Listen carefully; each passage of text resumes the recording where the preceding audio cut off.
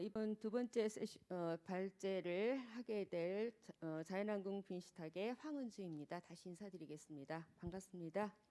네.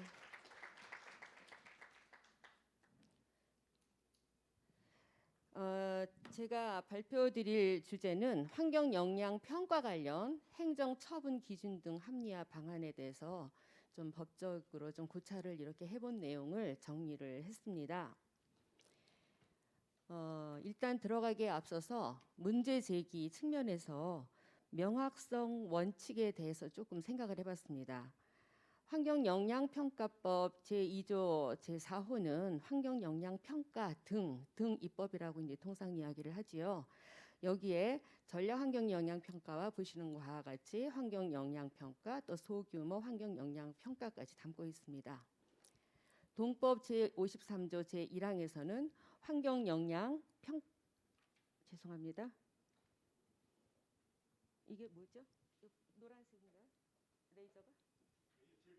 제일 밑에 거. 네, 환경영향평가서 등에는 앞서 환경영향평가 등의 평가서 초안과 그 평가서를 담고 있으면서 거기에 사후 또 환경영향조사서, 약식평가서, 또 제33조에 따른 환경보전 방안, 이건 앞에 미래의 것들이죠.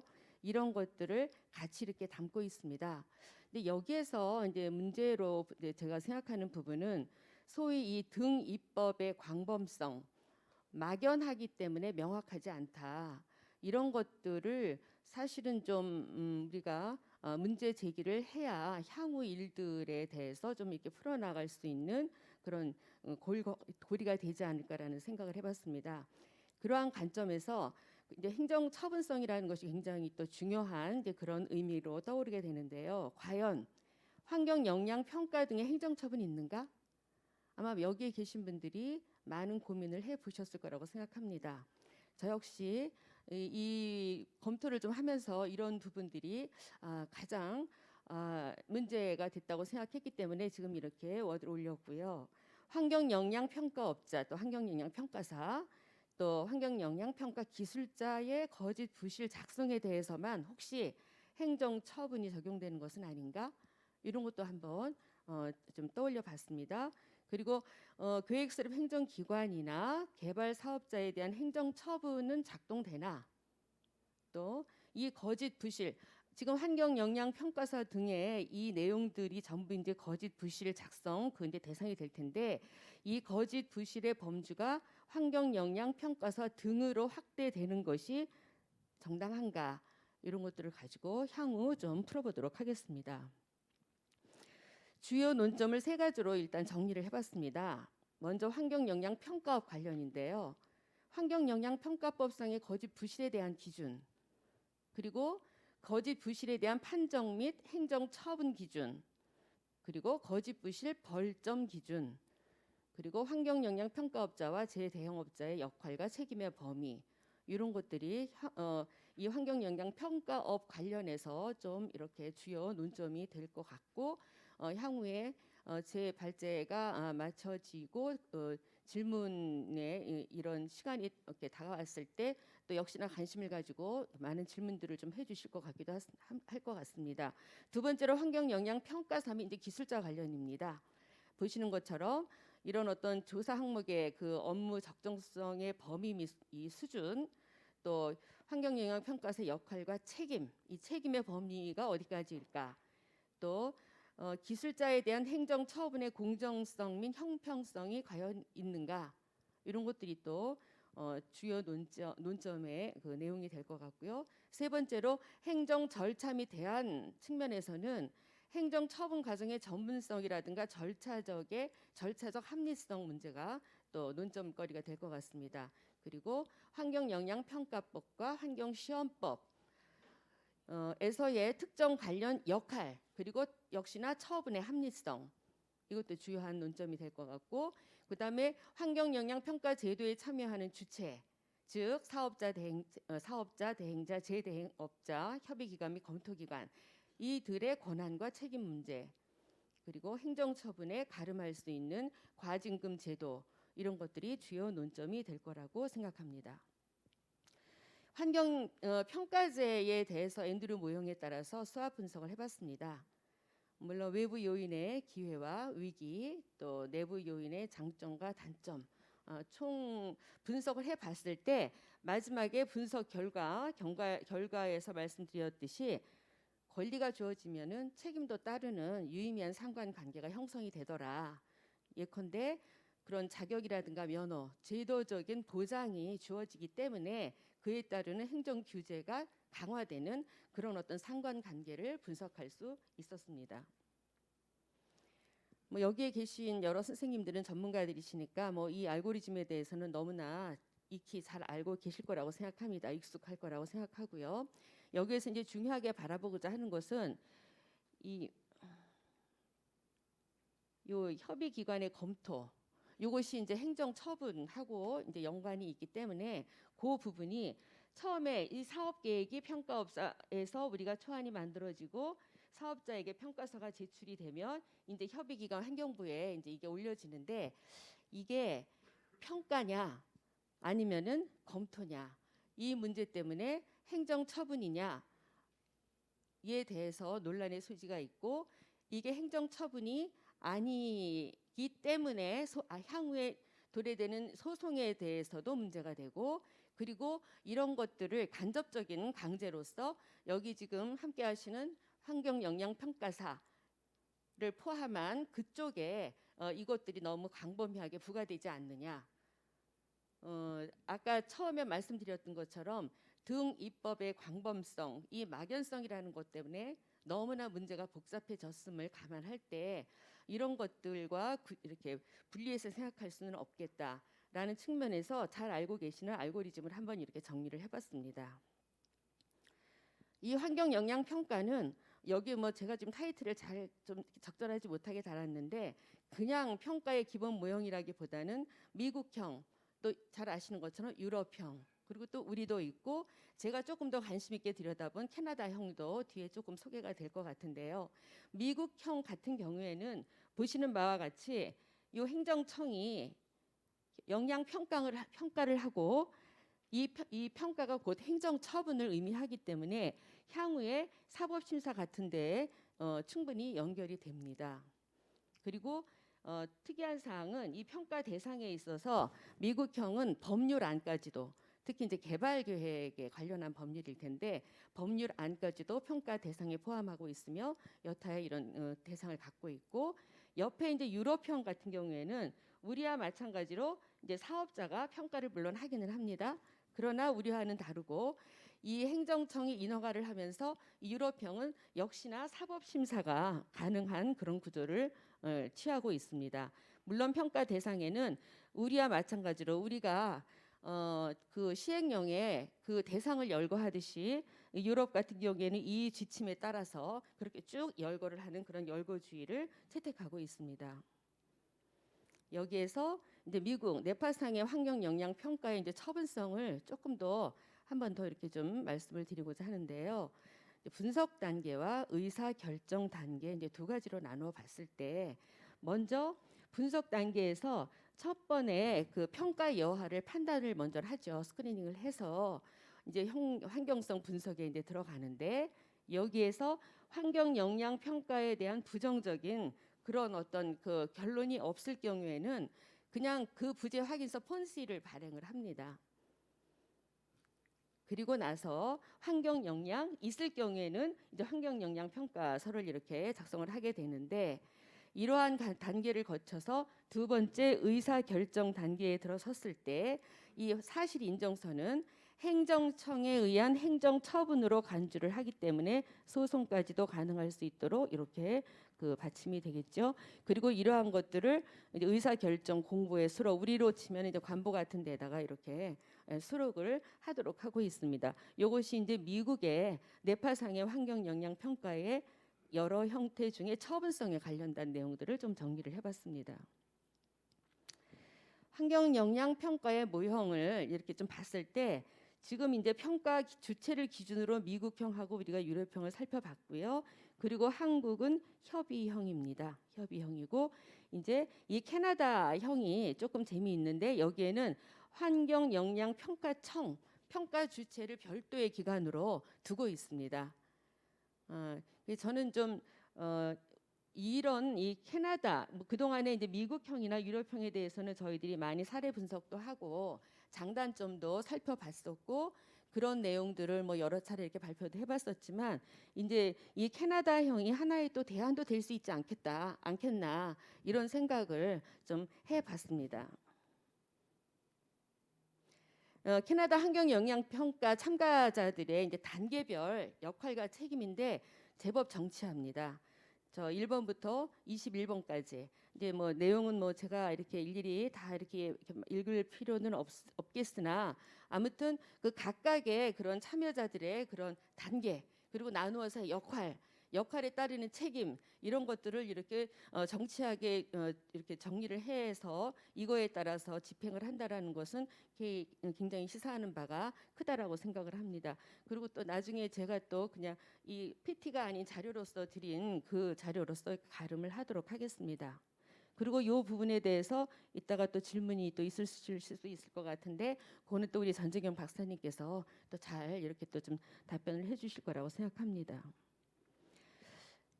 이제 환경 소송이라는 것이 이제 늘 문제가 되는데 이 환경 소송의 허와 실에 대해서 한번 다시 한번 정리해 볼 필요가 있지 않을까 생각을 했습니다. 그러니까 환경 쟁송이 환경 영향 평가를 소인으로 삼는 이유가 이제 아래와 같다고 생각을 해봤죠. 행정 소송 제기 요건 항상 다음 세 가지를 요구합니다. 아시는 것처럼 이 당사자 적격이 구비됐느냐, 또 실체적 권리에 근거해서 소의 이익이 있느냐, 그리고 행정행위의 이 처분성은 꼭 필요 요건으로 가지고 있습니다. 그러나 대부분 이렇지 못하죠. 우리가 대부분 이러지 못하기 때문에 우리의 그 환경 소송은 참 어렵고 아직까지도 갈 길이 멀 상황에 있습니다. 환경 영향 평가의 처분성이 없기 때문에 환경 영향 평가의 부실을 문제 삼지 않으면은 행정 소송 제기 자체가 이제 불가능해지는데, 그렇다면은 이 평가의 부실을 문제 삼는다는 이 부분에서 여기 지금 함께 하시는 여러 그 이해 당사자들 뭐 이런 분들의 답답함이 좀 여기에 서려 있을 거라고 생각을 하고 있거든요. 그래서 어쨌거나 뒤에서 잠깐 이제 간접 강제의 그 형태를 좀 보여는 드리겠으나 현행 소송 형식은 간접 강제의 모습을 취할 수밖에 없고, 현행 법제상 환경 소송이 형식이 없어서 민사 소송이나 행정 소송 형식으로 이제 환경 갈등이 이렇게 다루어지기 때문에 분명한 한계가 여기에 내재되어 있습니다. 이 경우에 해당 환경 영향 평가가 부실함을 이유로 이에 기반한 행정 처분을 취소하라라는 형식의 행정 소송이 제기되는 게 현재 우리의 현실이라고 보실 수 있겠습니다. 환경 영향 평가 전 과정에 이 처분성이 이제 참으로 부재하다라는 것을 이제 이렇게 말씀을 드리고자 하면서, 특히나 이제 의사 표시나 처분성의 유무를 기준으로 봤을 때 지금 이제 제가 이렇게 적어 놓은 이런 내용들이 이제 그런 것들을 이제 좀 상기시키는 내용들인데요. 이거를 이제 살펴보면서 고찰에 있어서 환경 영향 평가의 처분성이 없음에도 환경 영향 평가업자, 평가사의 행위에만 민사 벌칙금 또 행정 처분이나 행정 형벌을 부과하는 이 실정에 대해서 향후에 우리의 이 법이 어떻게 정리가 되고 좀 잘 가닥이 타져야 될까라는 것들을 내포하고 있다고 저는 이 정도까지만 이렇게 말씀을 드리고자 합니다. 앞에 말씀드렸던 이제 간접 강제의 구조인데, 이제 아래 사업자부터 시작해서 이제 갑, 을, 병정, 사업자, 공공기관, 또 그 평가업자, 또 전략을 수립하는 기관이라든가 인허가 행정청, 그다음에 이제 환경부, 이런 이제 이 갑을 병정 이 이해 당사자들이 뭐 끊임없이 이렇게 잘 해서 결과적으로는 이 평가의 진실성을 향해서 이렇게 이런 노력들을 합니다. 그러나 이제 이 그림을 통해서 뭔가 이제 여기에서 많은 뭐 여러 가지 형태들의 그런 협의라든가 뭐 이런 것들이 오고 가고 해서 결론적으로는 요거를 도출하기 위한 것인데, 제가 이제 말씀드리고 싶은 것은 사업자 A, 사업자가 이 정의 환경부가 이 갑을 강제할 수 있는 수단이 검토인데 이게 검토와 이거 평가하고의 차이를 여기에서 어떻게 우리가 바라볼 수 있을 것인가? 강제할 수 있는 수단이 아주 견고한가, 강고한가 이런 것들이 또 하나 좀 문제가 될 것 같고요. 그다음에 정의, 즉 이 환경부가 행정처분을 통해서 평가업자를 간접적으로 강제를 한다라는 거죠. 그러니까 이렇게 못하고 이렇게 한다는 거죠. 그다음에 어느 A 경우가 됐든지 B 경우가 됐든지 간에 이 책임 행정기관은 이제 저기 병이 될 텐데 여기는 무책임하다. 이런 구조를 그림을 통해서 조금 이해를 하실 수 있으셨으면 좋겠습니다. 네, 그런 의미에서 슬라이드를 여기 넣어봤습니다. 이제 이런 말씀 제가 좀 말을 좀 천천히 해서 죄송합니다. 이런 지금 이 내용들을 고찰하기 위해서 이제 법리 분석을 하는데 이제 아래와 같은 이런 헌법이라든가 행정기본법 등을 내용으로 이제 분석을 해봤습니다. 이제 헌법 같은 경우에는 헌법 제1조에 제37조 2항의 법치국가 원리, 적법 절차 원리 이런 것들을 분석의 척도로 삼았고요. 그다음에 23조의 재산권의 보장, 그다음에 11조의 평등의 원칙, 특히 차별 금지 이 부분을 좀 잘 분석을 해봤습니다. 그리고 네 번째 파생의 원칙에서는 아까 말씀드렸던 명확성의 원칙부터 막연하면 무효다 이런 것들을 저는 좀 이제 좀 주의 깊게 좀 살펴보면서 이렇게 적용을 좀 해봤었습니다. 고찰할 때 이런 내용들을 가지고 분석을 했고요. 그다음에 행정기본법에는 제8조 법치 행정의 원칙 내용 가름하겠습니다. 그다음에 9조의 평등의 원칙, 또 11조 성실 의무 및 권한 남용 금지의 원칙, 그리고 23조의 제재 처분의 제척 기간 이런 것들을 분석의 척도로 삼아봤습니다. 그리고 이제 이어서 행정규제 기본법도 좀 살펴봤는데요. 마찬가지로 제4조의 규제 법정주의, 규제는 법률에 근거해야 하며 그 내용은 알기 쉬운 용어로 구체적이고 명확하게 규정되어야 한다. 그리고 또 마찬가지로 구체적으로 범위를 정해서 위임한 바에 따라서 해야 한다. 그다음에 행정기관은 법률에 근거하지 아니한 규제로 국민의 권리를 제한하거나 의무를 부과할 수 없다. 그리고 제5조 규제의 원칙에 있어서도 그 본질적인 내용을 침해하지 아니하도록 이건 굉장히 좀 중요한 키워드가 될 것 같습니다. 그리고 두 번째로 그 규제를 정할 때 국가나 지방자치단체가 규제를 정할 때 실효성이 있는 규제가 되도록 노력해야 된다. 이런 것들이 이제 분석의 모태가 됐습니다. 그리고 세 번째로 객관성, 투명성, 공정성이 확보되도록 설정되어야 한다. 이런 것들이 이제 잘 설정이 되었으면 이제 뭐 이런 여러 가지 갈등이나 이런 것들 소지가 좀 많이 이렇게 줄어들 텐데, 근데 이런 것들이 과연 잘 이렇게 되었는가를 나중에 뒤에 표로 조금 정리를 해봤습니다. 이거는 이제 아까 말씀드렸던 것처럼 저희들이 앞에서의 이런 이 법리 분석을 토대로 해서 이제 이 알고리즘을 조금 더 이렇게 명확하게 한번 이렇게 추가를 해본 내용이기 때문에 뭐 특별하게 이렇게 뭐 아까랑 달라지지는 않겠으나 아무튼 이런 것들이 이렇게 규제에 정확하게 자리를 좀 매김을 해야 될 필요가 있겠다라는 것을 좀 추가했습니다. 근데 이게 제가 이제 말씀드리고 싶은 게 이제 두 가지 페이지인데요. 왼쪽에 요 기본 법리는 아까 말씀드렸던 것처럼 그 법리 분석을 했을 때 다양한 그 꼭지들을 이제 왼쪽에다가 기본 법리에다가 이렇게 담았습니다. 그래서 놓고 법률과 영과 시행규칙과 고시, 예규, 지침 이런 것들에 어떻게 지금 우리 이 환경 영향 평가를 둘러싸고 관련 법들이 환경 영향 평가법이 어떤 위치에서 어떤 자리매김을 하고 있으면서 이것이 발목을 잡는 거냐 아니면은 이 공평성이나 실효성에 효과성에 문제를 줄 수 있는 역할을 하는 거냐 뭐 이런 것들을 좀 한번 쭉 한번 나열을 해봤습니다. 이 표를 통해서 향후에 우리들이 좀 뭔가 이렇게 좀 개선을 해 나가는데 이게 이용이 되기를 바라는 마음에서 현황 분석을 한 건데요. 이제 간단하게 말씀을 드리면은 위임 입법 한계 같은 경우에는 법률 제53조에 이렇게 지금 담아 있습니다. 명확성에 대해서 너무 길어요. 응? 오케이, 네, 알겠습니다. 그러면 요 내용들은 이제 자료로 가름을 하면서 지금 이렇게 자리하고 있기 때문에 제가 생각하기엔 바로는 이런 것들이 좀 정비가 되면 지금 원하는 서로 간에 좋은 이렇게 뭐라 그럴까 결론을 이끌어내는 데 도움이 되지 않을까 이런 생각을 하면서 오늘 발표 마무리하도록 하겠습니다. 이따가 토론을 통해서 어떤 지금 부족한 이런 내용들은 충분히 소통이 될 수 있도록 그렇게 생각합니다. 감사합니다.